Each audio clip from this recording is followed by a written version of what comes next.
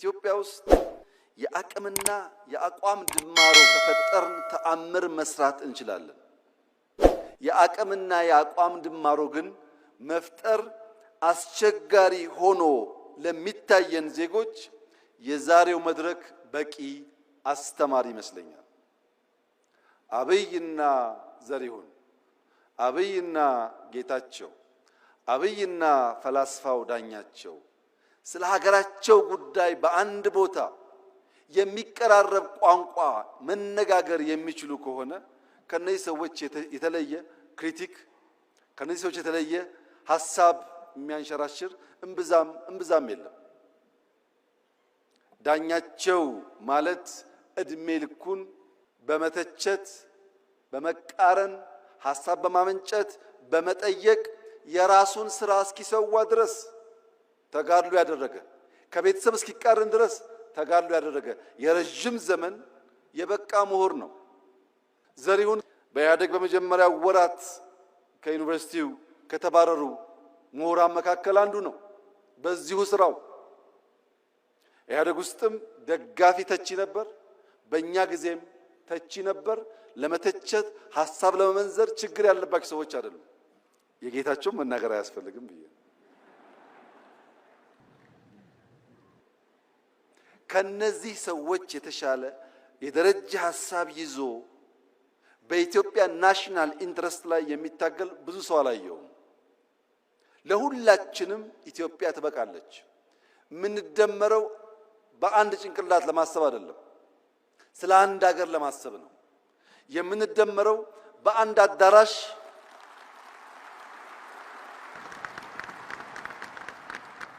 አዳራሽ ተወያይተን በዚያው አዳራሽ ሐሳብ ለመቋጨት ብቻ አይደለም። ከአዳራሽ ውጪ የሚንሸራሸሩ ሐሳቦች ካሉ ለማድመጥ ዝግጁ በመሆን ጭምር ነው።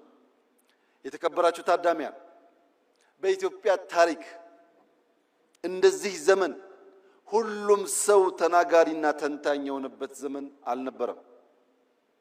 አንዳንዴ ለቀደሙት መንግስታት ሳስብ እንደ ዛሬ ፌስቡክ፣ እንደ ዛሬ ዩቲዩብ፣ እንደ ዛሬ ዝም ብሎ መናገር ቢቻል ኖሮ ምን ያደርጉ ነበር እያልኩ ፈራለሁ። ምክንያቱም 97 ዓመተ ምህረት እነ ፕሮፌሰር ብርሃኑ ነጋ እና ሌሎች ታዋቂ የኢትዮጵያ ፖለቲከኞች አዲስ አበባን በሚያምሱበት ዘመን አንድ ቲቪ ብቻ ነበረን፣ ኢቲቪ የሚባል። ፋና እንኳን ቲቪ አልነበረውም፣ ኢሳት አልነበረም። በአንድ ቲቪ ያን ያክል ከታመስንና ያን ያክል ከሞትን እንደ ዛሬ በመቶዎች የሚቆጠሩ ቲቪዎች ባሉበት ጊዜ ውስጥ ያ ትኩሳት ቢኖር መንግስታት ሾክ አብዘርቨር ኖሯቸው በትዕግስት ለማድመጥና ለማለፍ ካልቻሉ ኢትዮጵያ ውስጥ ምን ሊፈጠር እንደሚችል ሁላችሁም ማሰብ አይሳናችሁ።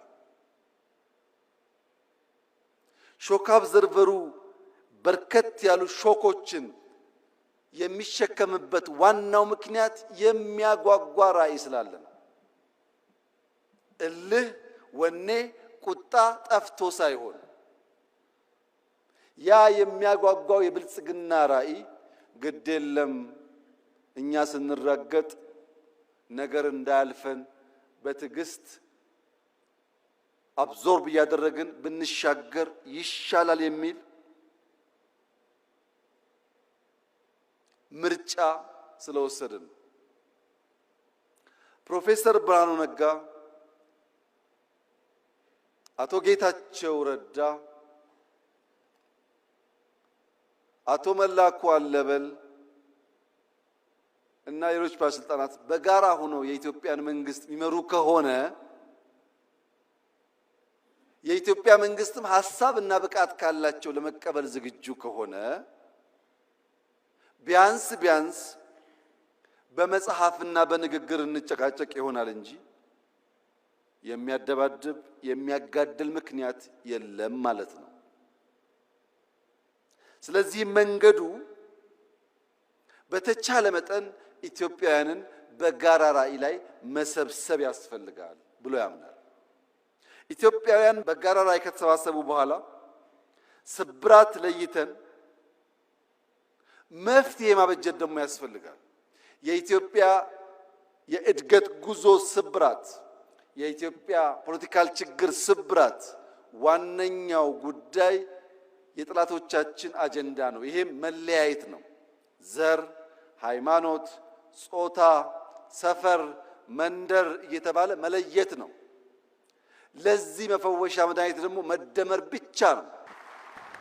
እኛ መደመር ስንል ጠላቶቻችን ይደነግጣሉ። ምክንያቱም ስንደመር እንዴት ያለ ታሪክ እንደምንሰራ በጥንት ዘመን የኢትዮጵያ ታሪክ ስለሚታወቅ ኢትዮጵያውያን ትግሬ፣ ኦሮሞ፣ አማራ፣ ጉራጌ፣ ወላይታ፣ ሲዳማ ባንባባል ያ ቢከበር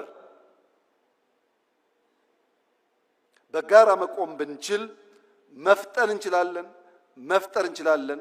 በአስፈላጊ ቦታ ደግሞ መዝለል እንችላለን። መከተል ሳይሆን መዝለል እንችላለን።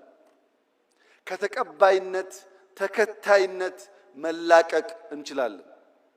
ሐሳብ ተቀብለን፣ ገንዘብ ተቀብለን፣ ሚሽን ተቀብለን ኢትዮጵያ ላይ መለማመድ ተገቢ አይመስለኝም።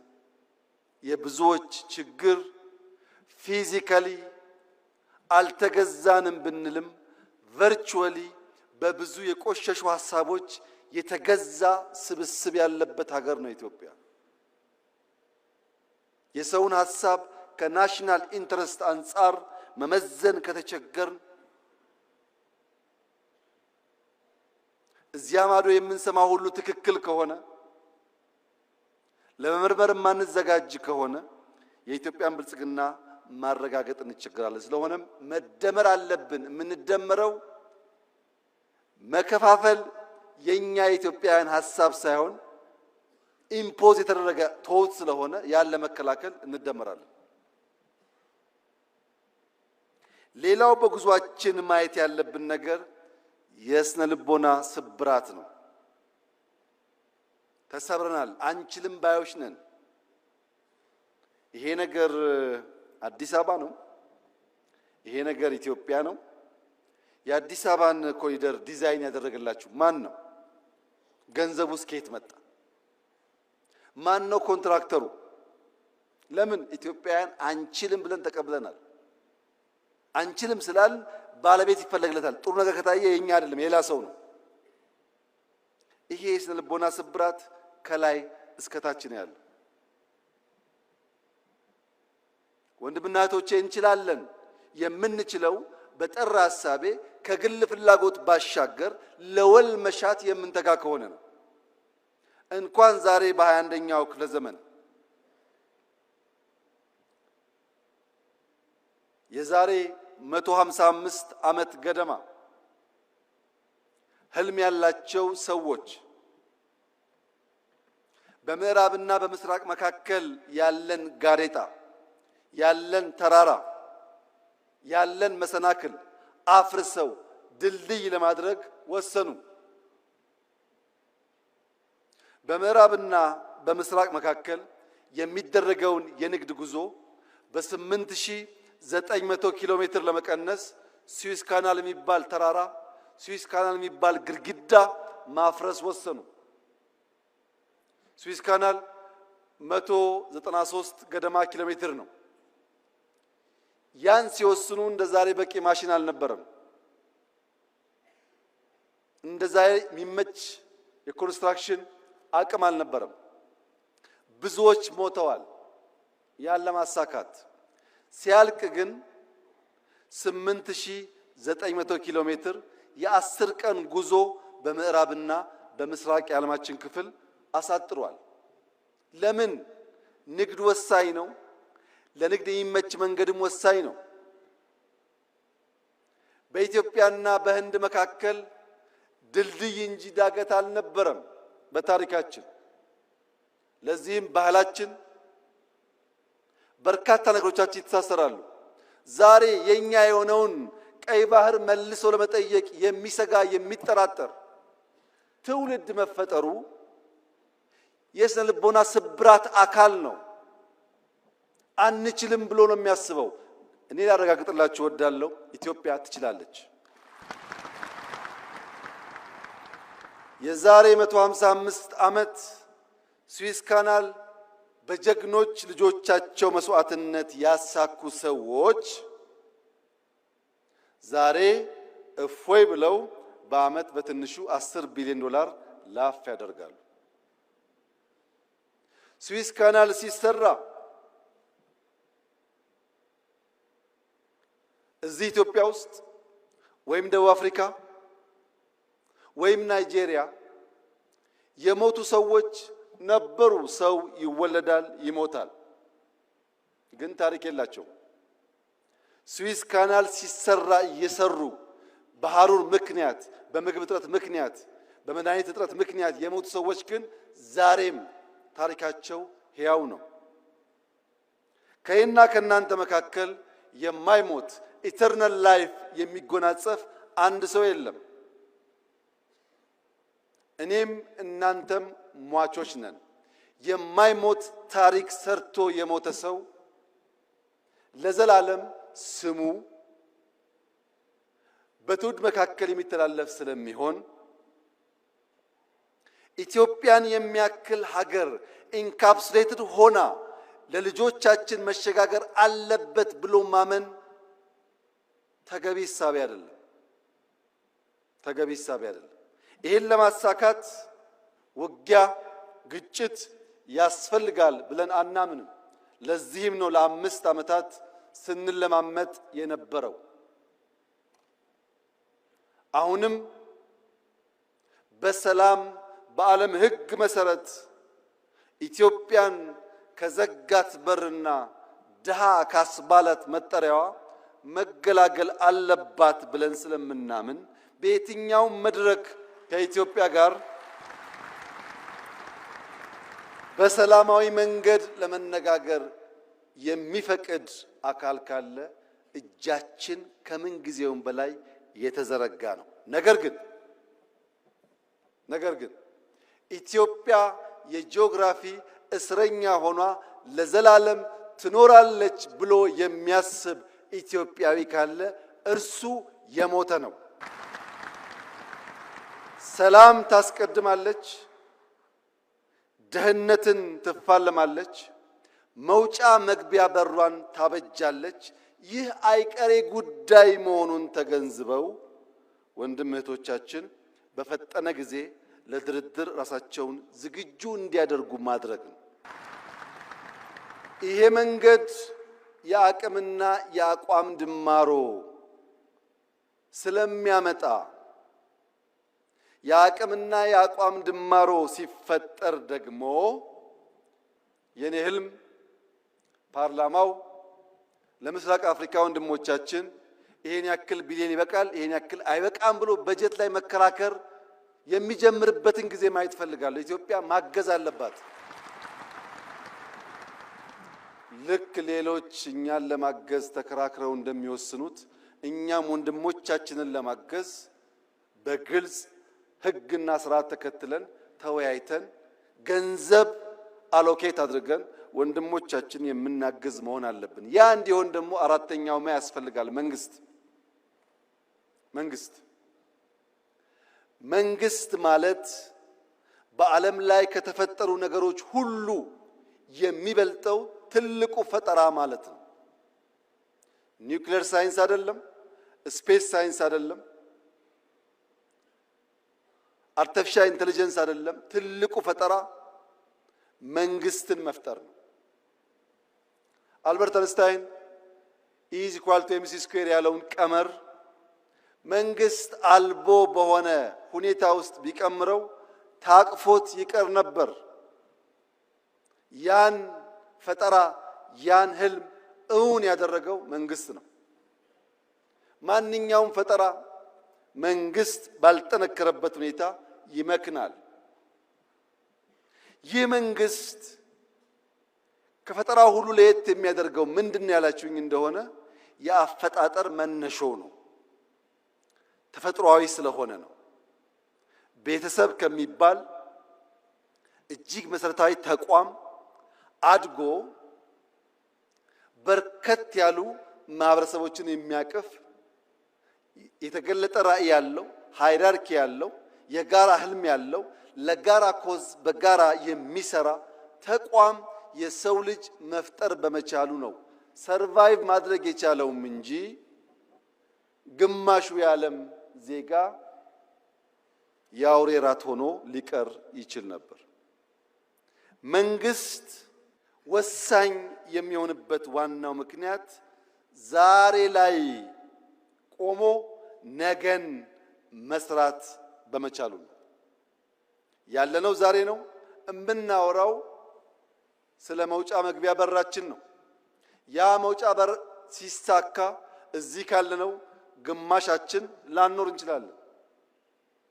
ነገር ግን ልጆቻችን በተዘጋ ሀገር ውስጥ የሚኖሩ ደሃና ለማኞች ሳይሆኑ የታሪክ ሰሪ ልጆች ሆነው ልማታቸውን አፋጥነው ወንድም ህዝቦች የሚደግፉ ይሆናሉ። ነገን ዛሬ ላይ ማየት መስራት ለሚለው ቀለል ባለ መንገድ ለመገንዘብ ኢትዮጵያውያን የአፍሪካ እግር ኳስ ጨዋታ በመጣ ቁጥር ያዝናሉ፣ ይተክዛሉ፣ ይተቻሉ። ለምን? የኢትዮጵያ ብሔራዊ ቡድን በእንደዚያ ባለው መድረክ ልክ እንደ ሩጫው ስመጥር ስራ ሲሰራ ስለማያዩ። ዛሬ በእርግጠኝነት ብነግራችሁ የዛሬ 10 ዓመት ቢበዛ የዛሬ 10 ዓመት የኢትዮጵያ ብሔራዊ ቡድን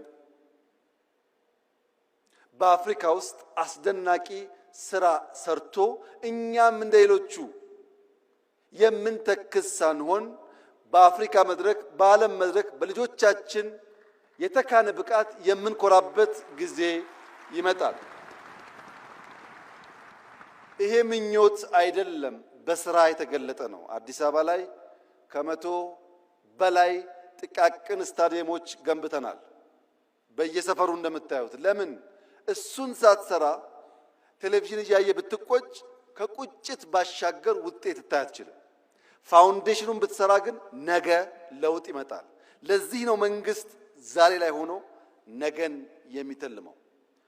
የዛሬ 2 ዓመት 3 ዓመት ባይደርስልኝ 5 6 7 10 ዓመት ላይ ኢትዮጵያ ጠንካራ ቲም እንዲኖራት ዛሬ ኢንቨስት ማድረግ አለብኝ ብሎ መንግስት ይሰራል። ይሄ አንዱ ማሳያ ነው። ሁለተኛው ማሳያ የትምህርት ጥራት ነው። የኢዜማው ሊቀመንበር የሚመራው የትምህርት ሚኒስቴር የትምህርት ጥራት ማረጋገጥ አለብን ብለን ሮድማፕ አውጥተን ከወሰን በኋላ በመጀመሪያው ዓመት በሁለተኛው ዓመት የነበረውን ጩኸት ታውቃላችሁ። በዚህኛው ዓመት ለውጥ መጥቷል። በሚቀጥሉት 2-3 ዓመታት የምንፈልግበት ስንደርስ 15% ገደማ በየትኛውም የትምህርት ገበታ ሊወዳደሩ የሚችሉ ብቃት ያላቸው ኢትዮጵያውያን ከፈጠር ቀድም ያለውን ብልጽግና በምኞት ብቻ ሳይሆን በግልጽ መንገድ እንከውነዋለን ማለት ነው። በቅርቡ ኢትዮጵያ የኒውክሌር ፕላንት ስራ ጀምራለሁ ብላ ማወጇ ይታወቃል። አንዳንዶች ከኢነርጂ ጋር ብቻ አገናኝተው አይተውታል። እዚህ ያላችሁ ሰዎች መገንዘብ ያለባችሁ በኒውክሌር ቴክኖሎጂ ላይ ኢትዮጵያ መስራት ስትጀምር የሕክምና ሳይንስ ያድጋል፣ ፕሪሲሽን ፋርሚንግ ያድጋል፣ የውሃ አጠቃቀም ያድጋል። አሁን የምናወጣቸው ተማሪዎች የሚመራመሩበት፣ የሚሰሩበት፣ የሚያድጉበት፣ የሚወዳደሩበት አቅም ይገነባሉ። ኢነርጂ ብቻ አይደለም። ራሽያ የዛሬ 80 ዓመት ያሳካችውን የኒውክሌር ኢነርጂ ኢትዮጵያ ዛሬ መከወን ፈልጋለሁ ስትል የሚጠራጠር ኢትዮጵያዊ እውን አለ ብሎ መውሰድ ይቻላል? የሚንቀሳቀስ ሮቦት ካልሆነ በቀር ህሊና ያለው ሰው የዛሬ 80 ዓመት የተሞከረና የተሳካን ነገር ዛሬ ለመጀመር እንዴት ድፍረት ያጣል? ኢትዮጵያ ትችላለች፣ ትጀምራለች፣ ትጨርሳለች። መንግስት ነገ ላይ ሆኖ ዛሬን ማወቅ አለበት። ዛሬ ላይ ሆኖ ነገን ብቻ ሳይሆን ነገ ላይ ሆኖ ዛሬን ማወቅ አለበት። ዛሬ ያለ ውስን አቅም፣ ዛሬ ያለ ስብራት፣ ዛሬ ያለ እንካ ሰላምታ የሚቀጥል ከሆነ የልጆቻችን ዕጣ ፈንታ ግልጽ ነው። ስደት ነው፣ ልመና ነው። እኔና እናንተ ያየነው መከራ ልጆቻችን እንዳያዩ ከፈለግን ዛሬ ላይ ሆነን ለነገ ስብራት መጠገን አለብን። አንደኛው ስብራት ትልቅ ሆነን ሳለን፣ ብቁ ሆነን ሳለን፣ ማከናወን የምንችል ሆነን ሳለን በስነ አእምሮ አንሰን መገኘታችን ነው።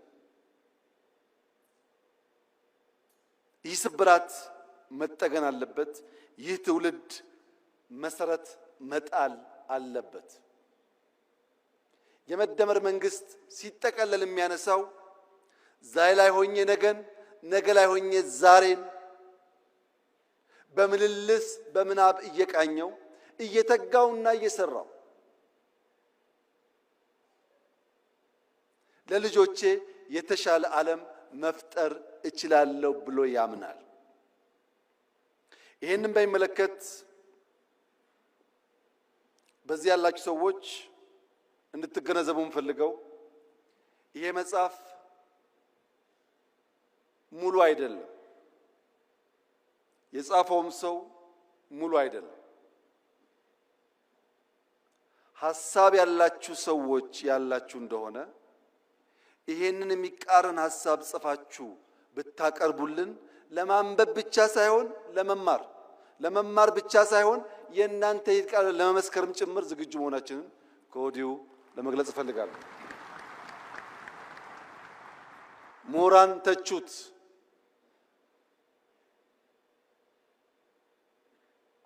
በተቃረነ መንገድ ሐሳብ ማፍለቅ የሚችሉ ሰዎችም አፍልቁ። ነገር ግን ሐሳብ አልቦ በሆነ መንገድ እንዴትና መቼ ተጻፈ ብላችሁ የምትቸገሩ ሰዎች ቢያንስ ያልነውን እንደምንፈጽም፣ የጀመርነውን እንደምንጨርስ፣ የምንናገረው እንደምንጽፍ፣ የምንጽፈው እንደምንኖር ኢትዮጵያውያን ስለሚገነዘቡ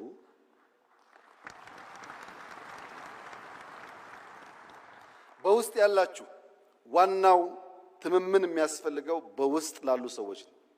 በውስጥ ያላችሁ ሰዎች ላለፉት 2 ዓመታት ምን አይነት መንግስት ነው የሚያስፈልገው የሚለውን በስልጠናዎቻችን ላይ ስንወያይበት ስንመክርበት የቆየነው ሐሳብ ስለሆነ ስታነቡት ግልጥ ብሎ የመደመር መንግስት ያ የመከርንበት የሰለጠንበት የተወያየንበት ጉዳይ ለእኔና ለእናንተ ብቻ ሳይሆን ውጭ ላለውም ዓለም የተዘጋጀ መሆኑ በደንብ ይገለጥላችኋል። 2019 ዳቮስ በሄድኩበት ጊዜ ፍሪሊዮን የሚል ተውት እንዳየው ነግሬያችሁ ነበር። ተደጋጋሚ ስልጠናን ሰጥቶበታል። ያም በሚመለከት ጅማሮ ስራዎች አሉ። ምናልባት የመጨረሻው የመደመር መጽሐፍ ሊሆን ይችላል። ያም ርዕሱ ከወዲሁ እንድታቁት የመደመር ስሌት በፍሪሊዮን ነው የሚለው። የመደመር ስሌት ከእያንዳንዱ ሰው አንጻር እያንዳንዱ ሰው ራሱን በማካፈል ራሱን በመስጠት ከራሱ በመስጠት በዚያ ውስጥ ማትረፍን እንዴት እንደሚለማመድ የሚያሳይ ሰነድ ነው። መጽሐፍ ለምትወዱ መጽሐፍ ማንበብ ለምትወዱ ቀላሉ ምክሬ እድሜ ለቴክኖሎጂ ነገር ሁሉ ቀሏል። ኦዲዮ ቡኮች አሉ። ስፖርት የሰራችሁ ወክ እያደረጋችሁ ማድመጥ ይቻላል። ማንበብ፣ ሐሳብ መሸመት፣ ሐሳብ መገብየት ከመጽሐፍት ብቻ ሳይሆን ከኢትዮጵያውያንና ከሀገር ሽማግሌዎች መማር ይቻላል። በተቃራኒ መድረክ ላላችሁ ለምትቃወሙ ሰዎች የመጨረሻ መልእክቴ ከኦሮሞ አባቶች አባባል የተዋስኩትን በመውሰድ ያ መርህ እንደሆነና መርሃችሁ እንዲሆንም በመምከር ጭምር ይሆናል። የኦሮሞ አባቶች ነገር ግራና ቀኝ ሲልባቸው ከህልማቸው የሚጋጭ ነገር ሲፈጠር ካን ኦብሳ ካን ሞጎርሳ ይላሉ። ገሪ ጎርሳ ገሪ ሞኦብሳ ሙለተኬት አዴሙ ቀብዳ ይላሉ። ከፊሉን እየታገስክ ከፊሉን እየመከርክ ወደ ራዕይ መጓዝ አለብህ ይላሉ።